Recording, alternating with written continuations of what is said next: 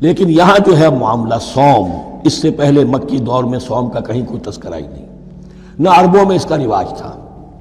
یہ لفظ بھی عربی زبان میں تھا گھوڑوں کے لیے، گھوڑے روزہ رکھتے تھے۔ رکھتے کیا تھے بیچارے؟ انہیں رکھوایا جاتا تھا، کیونکہ عربوں کا جو معاملہ تھا وہ لوٹ مار، غارت گری، اور اس کے لیے انہیں چاہیے تیز رفتار سواری، جاؤ حملہ کرو، لوٹو مارو اور بھاگو۔ اونٹ جو ان کی فضا اور ان کے ماحول کے لیے مناسب تھا وہ زیادہ تیز دوڑ نہیں سکتا، اپنی اس ضرورت کے لیے گھوڑا چاہیے تھا۔ گھوڑے میں عرب کا سخت موسم برداشت کرنے کی عادت نہیں، نازک جانور ہے، وہ پیاسا تو نہیں رہ سکتا 7 دن تک جیسے کہ اونٹ رہ سکتا ہے، بھوکا نہیں رہ سکتا، وہ لو کے تھپیڑے نہیں برداشت کر سکتا، لہذا عرب اس کو رکھواتے تھے روزہ۔ کھانا پینا بند کیا اور اس کے جو ہے منہ کر کے کھڑے ہو گئے جب گرم تیز ہوا چل رہی ہے، خود تو اپنے آپ کو لپیٹ لیا اپنے گھتنے میں، غترہ کہلاتا ہے وہ جو بھی کپڑا اوپر ہوتا ہے، اور وہ اس گھوڑے کو جو ہے وہ ساری آگ اس پر برس رہی ہے تاکہ اس میں عادت پیدا ہو جائے جھیلنے کی، برداشت کرنے کی۔ تو جنگ کے موقع پر کہیں یہ دغا نہ دے جائے، اگر یہ ہمت ہار گیا تو اس کا تو کیا کیا جائے گا، تو اصل میں سوار ہے جو مارا گیا۔ یہ روزہ ان کے ہاتھ تھا، لیکن جب حضور آئے مدینے میں تو یہاں یہود میں روزے کا رواج تھا۔ وہ ایک تو عاشورہ کا روزہ رکھتے تھے، اس لیے کہ وہ تاریخ تھی جس میں کہ نجات ملی تھی بنی اسرائیل کو فرعونیوں سے۔ پہلے یہ کہ ہر مہینے میں 3 روزے، اب اگر 30 کے 30 روزے ایک ہی مہینے میں فرض کر دیے گئے ہوتے اور وہ ہوتے جون جولائی کے تو جان نکل جاتی۔ بہترین تدبیر یہ کی گئی ہر مہینے میں، اور یہ موسم سارے آ رہے ہیں اس میں۔ پھر کچھ عرصے کے بعد یہ رمضان کا روزہ فرض کیا گیا۔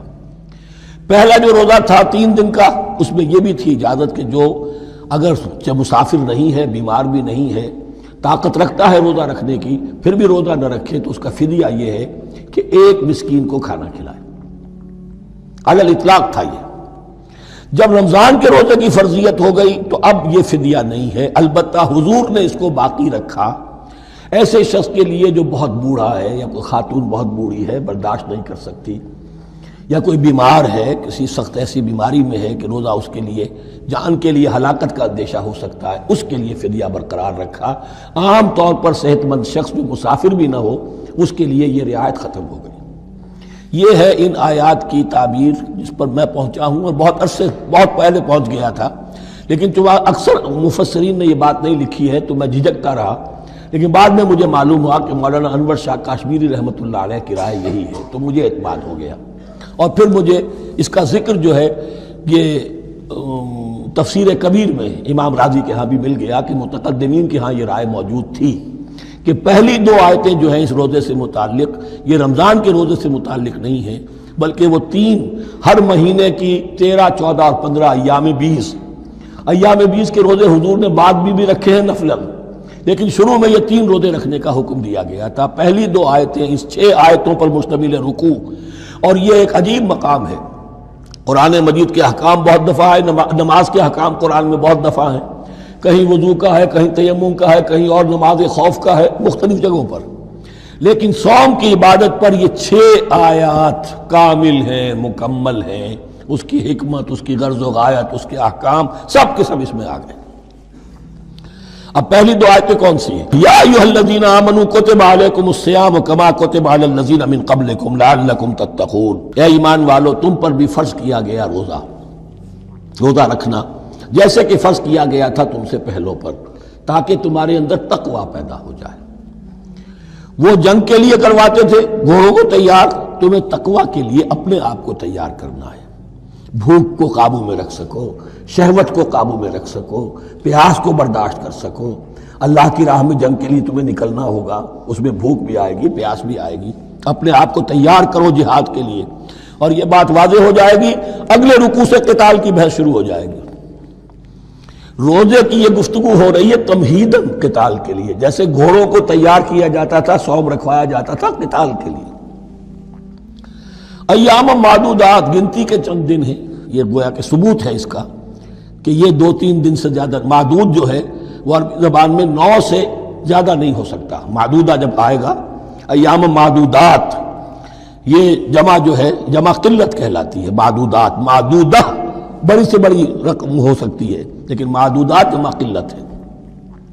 گنتی کے چند روز ہیں. فمن کان منکم مریضا، ان میں بھی یہ رعایت ہے کہ جو تم میں سے بیمار ہو او علی سفر، یا سفر پر ہو، فعدۃ من ایام اخر، تو وہ تعداد پوری کر لے دوسرے دنوں میں.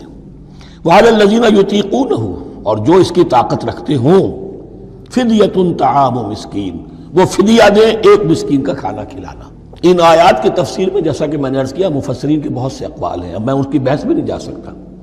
جو میں نے اپنے مطالعے کے بعد رائے قائم کی ہے میں صرف وہی بیان کر رہا ہوں کہ اس وقت، اور یہ امام راضی کے الفاظ ہیں کہ یہ فرضیت الگ تعیین نہیں تھی بلکہ الگ تخییر تھی. فرض تو ہے روزہ، لیکن اس کا بدل بھی دیا جا رہا ہے، اگر تم نہیں رکھنا چاہتے تو تم ایک مسکین کو کھانا کھلا دو. تو گویا کہ تدریجاً انہیں لانا تھا، چونکہ اس بات کے وہ پہلے سے عادی نہیں تھے. فمن تطوع خیرا فهو خیر اللہ، اور جو اپنی جی سے اپنی مرضی سے خیر کرنا چاہے تو اس کے لیے خیر ہے، روزہ بھی رکھے اور مسکین کو کھانا بھی کھلائے، دونوں کام کرے، تو اس میں کوئی رکاوٹ تو نہیں، اس کے لیے بہتر ہوگا. وان تصوموا، اور دیکھو اگر روزہ رکھو، خیر لکم ان کنتم تعلمون، یہ تمہارے لیے بہتر ہے اگر تم جانو. اب یہاں بھی ایک طرح کی رعایت کا انداز ہے. اب آ رہی ہیں دو آیتیں جو خاص رمضان کے روزے سے متعلق ہیں، حکمت اور غرض و غایت. پھر ایک آیت طویل آئے گی احکام، اور پھر ایک آیت آئے گی لٹمس ٹیسٹ. یہ 6 آیتیں. شہر رمضان الذی انزل فیہ القرآن، رمضان کا مہینہ وہ ہے جس میں قرآن نازل کیا گیا. ھدی للناس وبینات من الھدی والفرقان، لوگوں کے لیے ہدایت اور ہدایت کے بھی روشن بینات باتیں، والفرقان اور حق و باطل میں فرق کر دینے والی چیز. فمن شہد منکم الشہر، تو جو کوئی بھی پائے اس مہینے کو، یا جو شخص بھی مقیم ہو اس مہینے میں، مسافر نہ ہو، فلیصم، اس پر لازم ہے کہ روزہ رکھے. اب وہ وجوب علی التخییر ختم ہو گیا، اب وجوب علی التعیین، اب یہ لازم ہے، یہ رکھنا ہے. ایک رعایت باقی رکھی، ومن کان مریضا او علی سفر فعدۃ من ایام اخر، جو بیمار ہے یا یہ کہ سفر پر ہے وہ تعداد پوری کر لے دوسرے دنوں میں. یرید اللہ بکم الیسر ولا یرید بکم العسر، اللہ تمہارے ساتھ آسانی چاہتا ہے، سختی نہیں چاہتا. یہ لوگ اپنے اوپر سختیاں جھیلتے ہیں، شدید جو ہے سفر کے اندر بھی روزہ رکھے ہوئے، حالانکہ یہاں اجازت دی ہوئی ہے. یہ بلکہ حضور نے ایک مرتبہ ایک سفر میں کافی سرزنش کی، کچھ ایک جہاد اور قتال پہ نکلے تھے، لیکن کچھ لوگوں نے اس سفر میں بھی روزہ رکھ لیا. نتیجہ یہ ہوا کہ سفر کے بعد جہاں منزل میں اب جا کر خیمے لگانے تھے وہ نڈھال ہو کر گر گئے. جن لوگوں کا روزہ نہیں تھا انہوں نے پھر وہ خیمے لگائے، منزل کا کام کیا. تو حضور نے فرمایا کہ لیس من البر الصیام فی السفر، روزے رمضان اس میں سفر میں روزہ رکھنا کوئی نیکی کا کام نہیں ہے. لیکن ہمارا تصور اور ہے، 105 بخار چڑھا ہوا ہے، روزہ نہیں کھولوں گا، میں روزہ تو میں نے رکھا ہوا ہے، یا روزہ تو میں نہیں چھوڑوں گا. حالانکہ جہاں رعایت اللہ کی ہے اس رعایت سے فائدہ نہ اٹھانا ایک طرح کا کفران نعمت ہے. وَلِتُكْمِلُوا الْعِدَّةَ، لیکن تمہیں عدت اور تعداد اب پوری کرنی ہوگی. وہ جو تھی ایک رعایت کہ فدیہ دے کر فارغ ہو جاؤ، وہ نہیں ہے. وَلِتُكَبِّرُوا اللَّهَ عَلَىٰ مَا هَدَاكُمْ، اور تاکہ تم تکبیر کرو اللہ کی اس پر کہ جو اس نے ہدایت تمہیں عطا فرمائی. وَلَعَلَّكُمْ تَشْكُرُونَ، اور تاکہ تم شکر کر سکو اس نعمت عظمیٰ کا جو قرآن حکیم کی شکل میں تمہیں دی گئی ہے. اس موضوع پر میرا کتابچہ عظمت صوم اور عظمت صیام و قیام قرآن، اس میں یہ سارے مضامین تفصیل سے آئے ہیں. کیا حکمت ہے، کیا غرض و غایت ہے، کیا مقصد ہے، اور آخری منزل کیا ہے. وَإِذَا سَأَلَكَ عِبَادِي عَنِّي فَإِنِّي قَرِيبٌ. مطلوب تو یہ ہے کہ تمہارا جو یہ جسم حیوانی ہے یہ کچھ کمزور پڑے، روح ربانی جو تم میں پھونکی گئی ہے اسے تقویت حاصل ہو. دن میں روزہ رکھو، اس حیوانی وجود کو ذرا کمزور کرو، دباؤ اس کے تقاضوں کو. رات کو کھڑے ہو جاؤ، اللہ کا کلام سنو اور پڑھو، تاکہ تمہاری روح کی آبیاری ہو، اس پر حیات، آب حیات کا ترشح ہو. نتیجہ کیا نکلے گا؟ تمہارے اپنے اندر سے ایک پیاس ابھرے گی. وَإِذَا سَأَلَكَ عِبَادِي عَنِّي فَإِنِّي قَرِيبٌ، تقرب الی اللہ کا جذبہ پیدا ہوگا. تو اے نبی، جب میرے بندے، ایسے بندے آپ سے میرے بارے میں سوال کریں، ان کو بتا دیجئے میں قریب ہوں، دور نہیں ہوں. یہ حقوق انسانی کا میرے نزدیک دنیا میں سب سے بڑا میگنا کارٹا ہے۔ اللہ اور بندے کے درمیان کوئی فصل نہیں ہے، فصل اگر ہے تو تمہاری اپنی خباثت ہے،